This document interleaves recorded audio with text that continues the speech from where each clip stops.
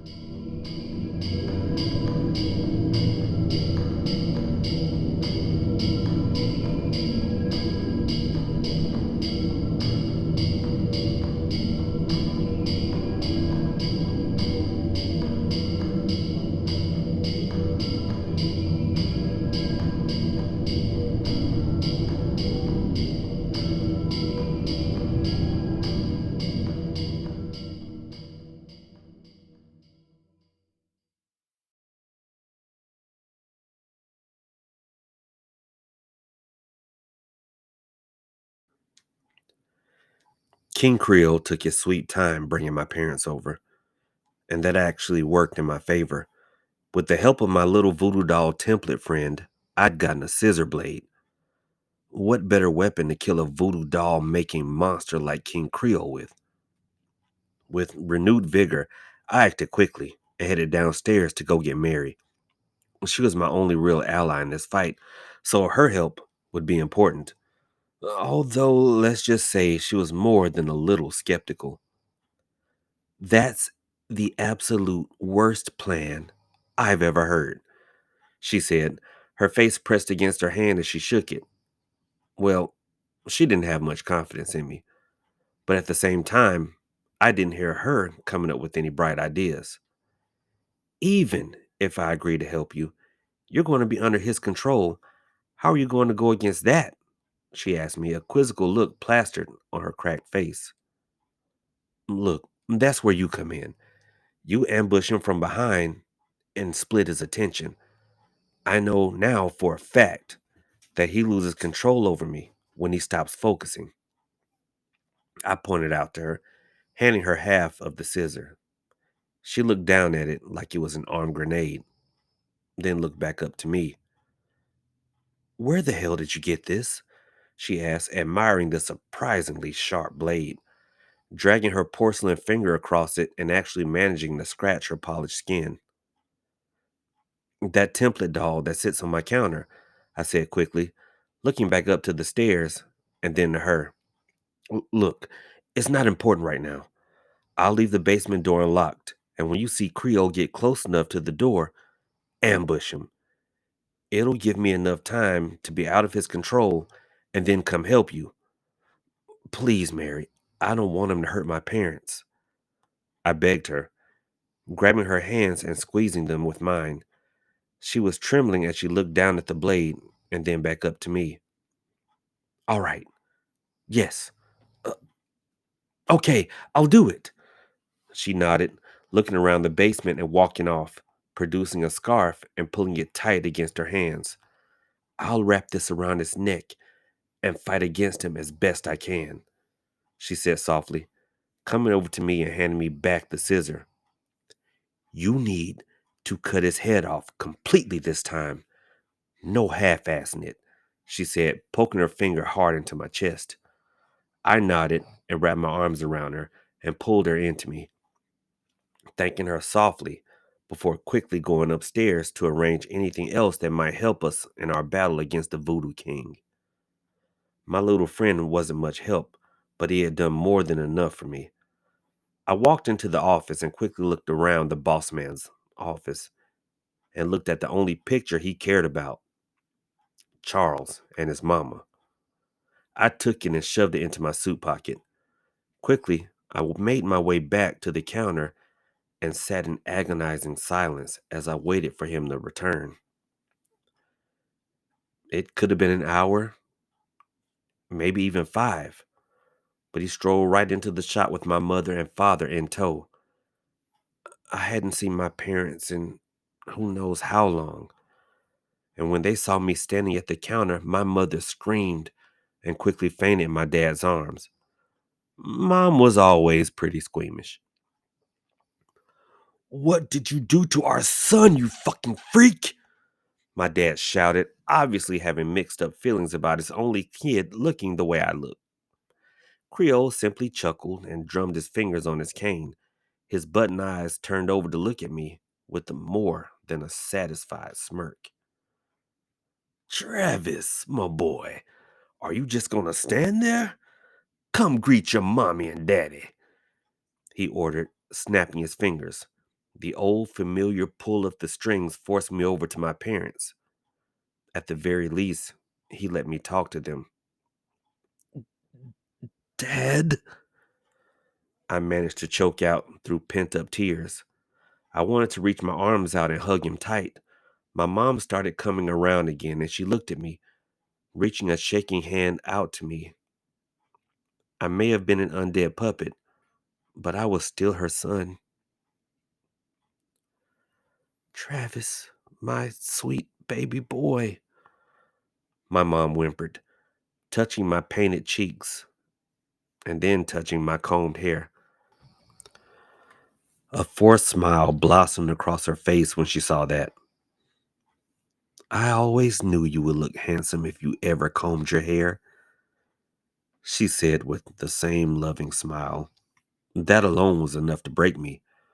For once, I was thankful for the strings holding me up because I just wanted to hold on to my parents tight and just let go.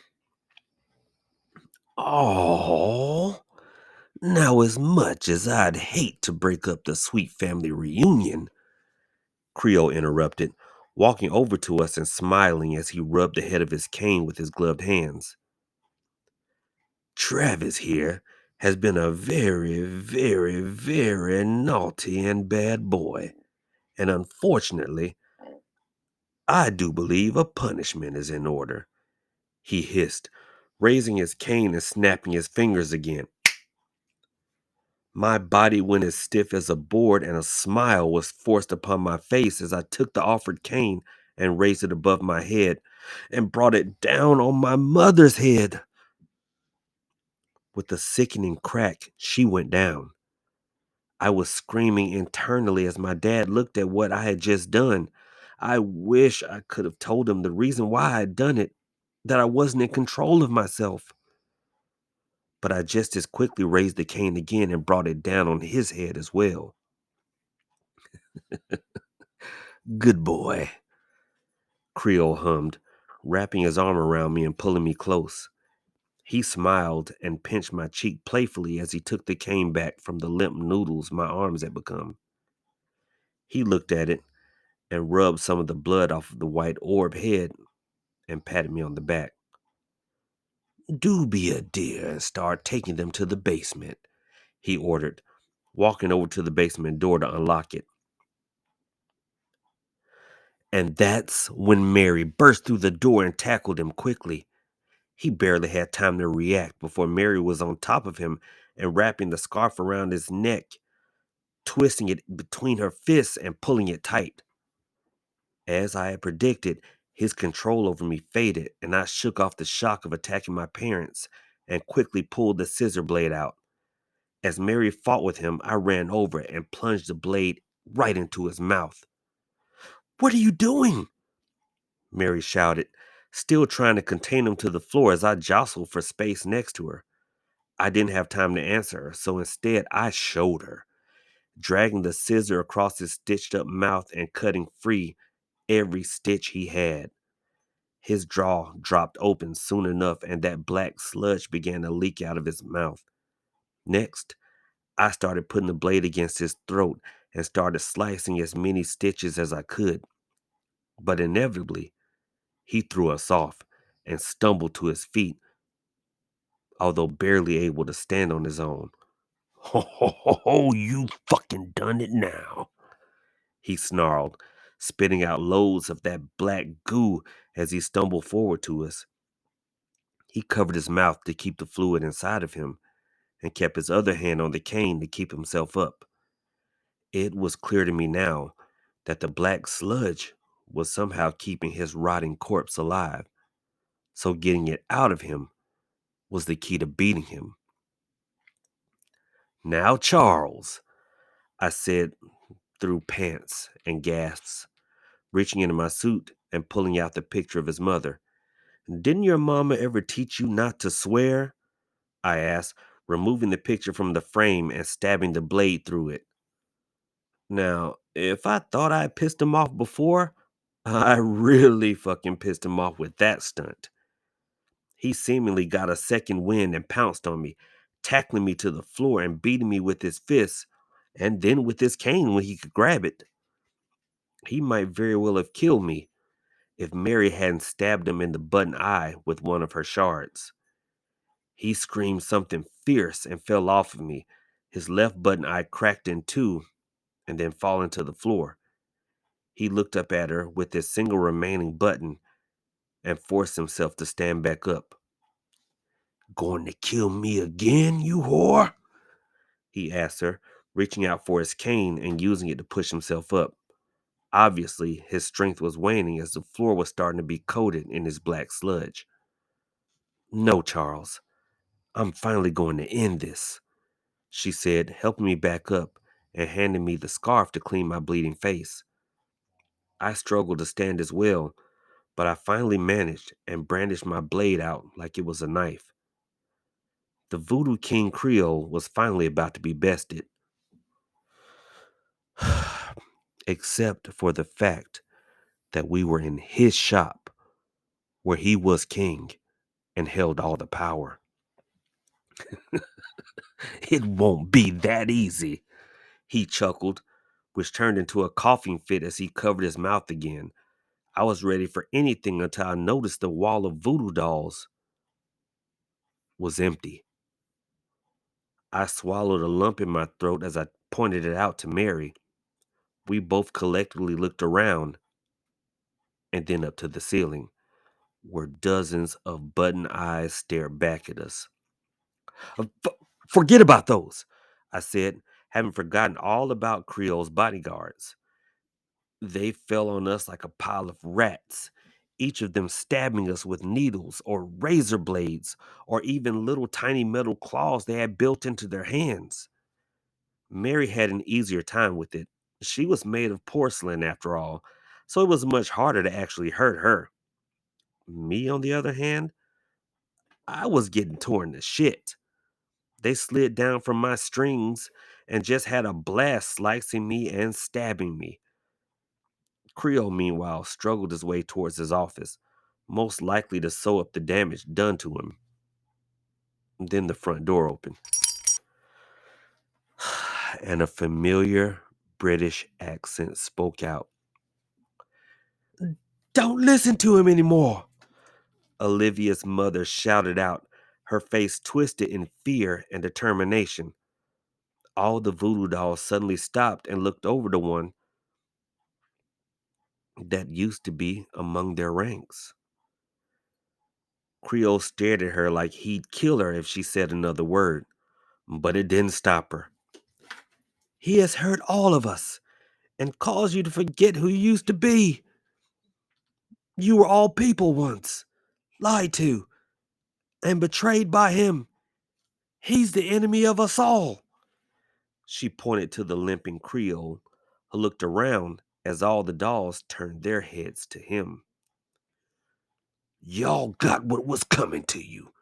You asked for something, and I gave it to you," he declared. The voodoo dolls weren't persuaded, however.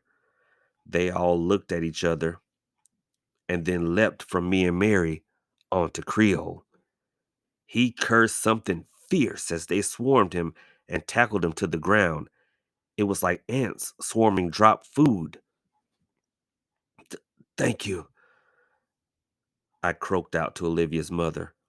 She waved it off and quickly took the scissor from me and reached up to cut off my strings, only for me to stop her and point to my unconscious parents. "Help them first, please." I said quickly.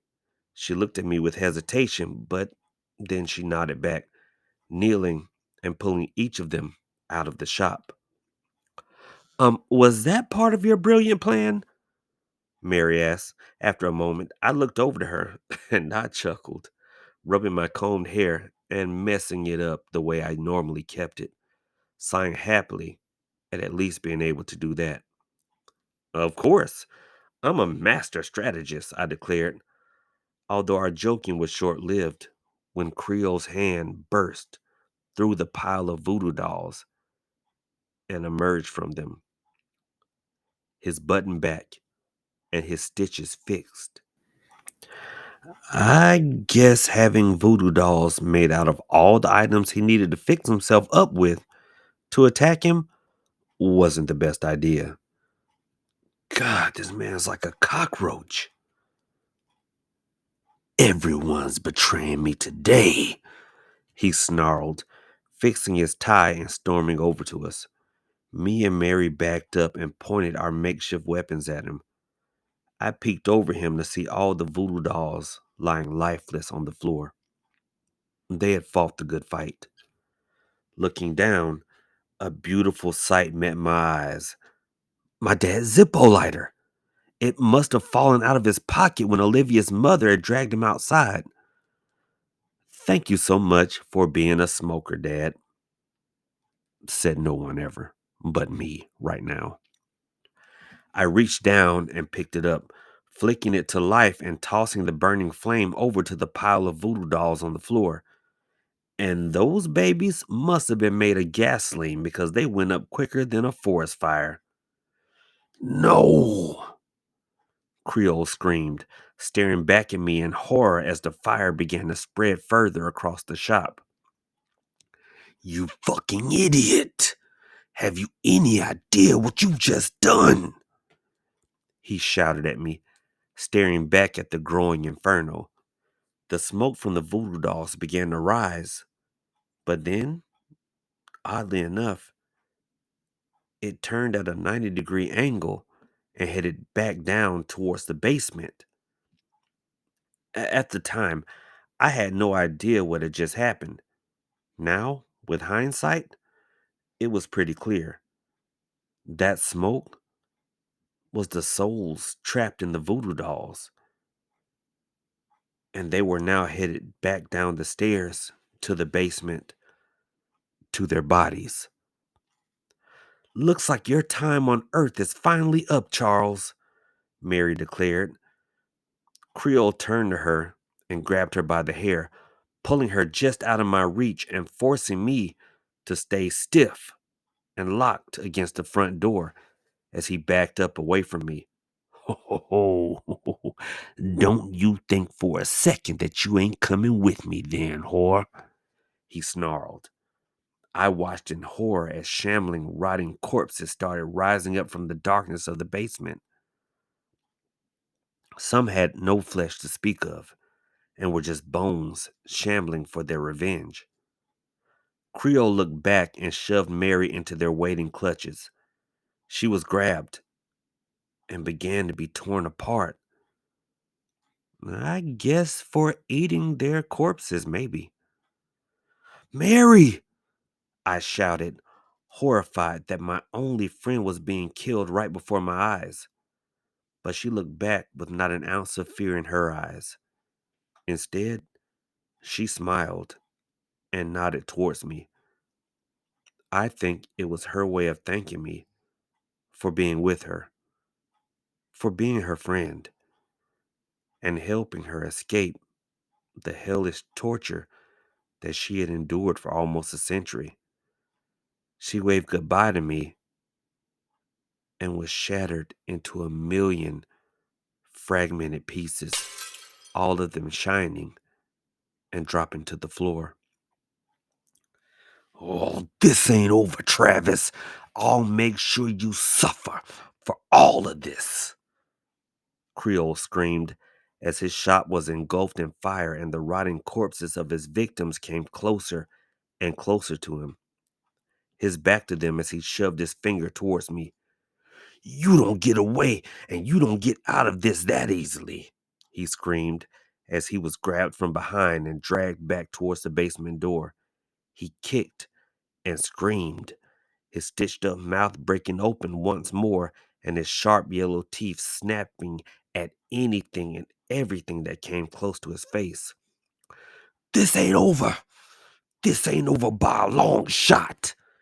He screamed one last time as the creatures pulled him down into the basement and the fire engulfed the door. Then the strings went slack and fell to the ground.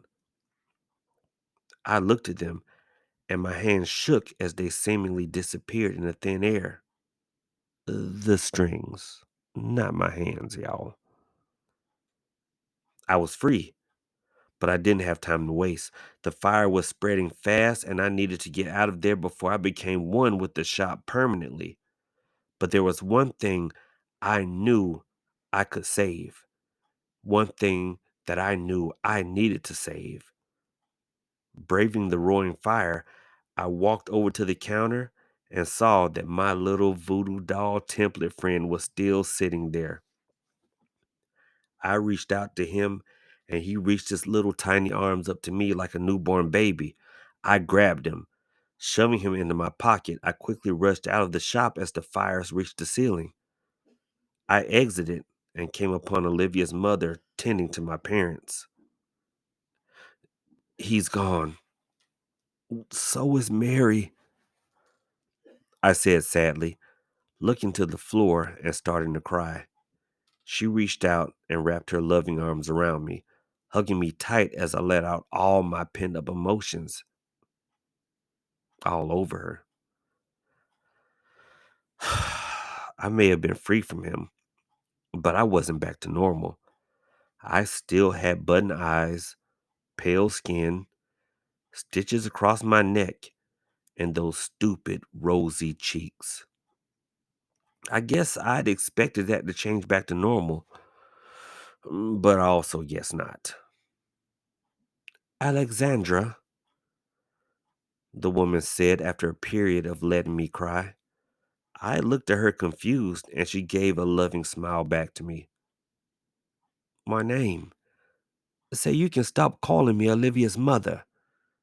She chuckled, tousling my hair and getting a sad but genuine smile out of me. Guess I never did ask her name, huh?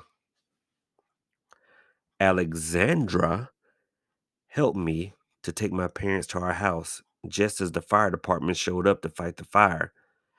Let's say the police were livid when they saw the burning voodoo establishment. Turns out, as told to me by Alexandra, that the police force made a deal with Creole decades ago. He kept the crime low for them, and they didn't investigate when anyone goes missing. A beautiful partnership. It also explains why no one ever investigated us, and why that one rookie did. No one had ever told him not to fuck with King Creole. Arriving home with my parents, Alexandra assured me that their wounds were not serious and that they would recover. That left me plenty of time to think about how to change myself back to normal. Don't get me wrong, immortality sounds great and all, but if it means once again being cooped up in my room for my entire life, I'd rather at least try to find a way to change back. I also had to find a way to tell my parents the entire story of what happened. Let's just say this YouTube channel has helped a lot in that department when they did wake up.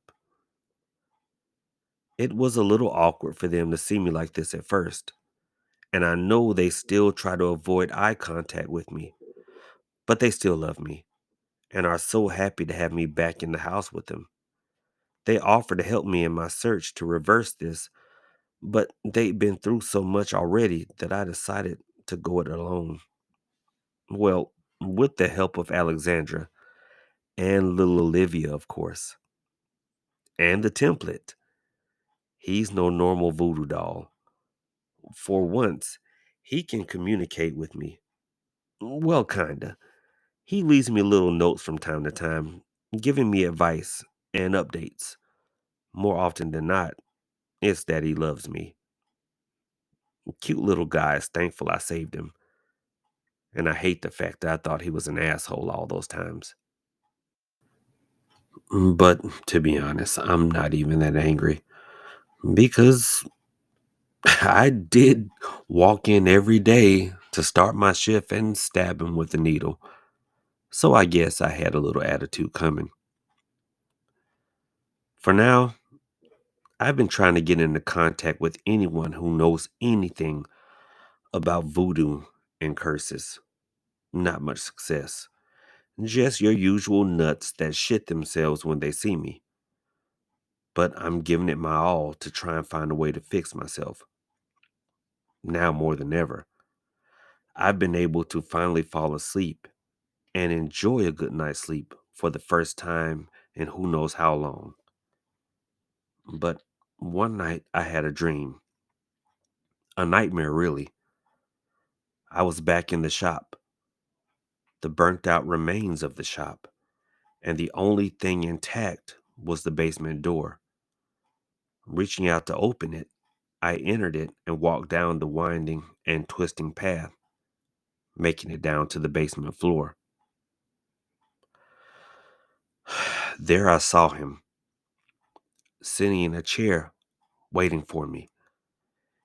He looked up at me with a big smile, a cup of wine in his hand as he looked. My body froze as he set the cup next to him and stood up, walking over to me, giving me an even wider smile. "Didn't I tell you it ain't over, Travis?" He chuckled, patting my cheek and suddenly growing those sharp yellow fangs and leaning in to bite me. I woke up in a cold sweat, panting hard and looking around my room, rubbing my head and shivering. I looked over to the voodoo template on my nightstand, and he knew why I was panting. He lifted a stubby little arm and pointed to the window. I staggered over to it and looked out. In the darkness, one normally couldn't see what was standing there, but with my button eyes, I saw him standing underneath the streetlight. He tipped his top hat to me, and when the streetlight flickered and came back on, he disappeared. Guys, he isn't dead, but I'll make sure he is.